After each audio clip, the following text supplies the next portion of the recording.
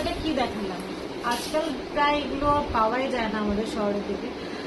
আগে না আমরা ছোটবেলায় আমাদের নিজস্ব গাছ ছিল, তখন খেতাম, গ্রামে যখন বাড়ি ছিল। এখন তো আমরা সব কলকাতা মেন সিটিতে, এই গাছের ফল আমাদের এখানে আর পাওয়াই যায় না, এই বাজারে কেনা ছাড়া।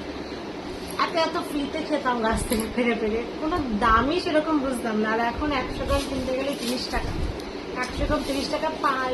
ওইটুখানি হয়তো এখন নেই, এইটুখানি দুটো দেখতে পাচ্ছি, এই দুটো দাম নিয়েছে 90 টাকা। মানে জিনিসপত্রের কি দাম। আর যেহেতু খেতে প্রচন্ড ইচ্ছা করছে, আর সেই দিন আর নেই যে আগের মতো সব পাবো, তাই নিয়ে আসলাম কটা খাবো বলে।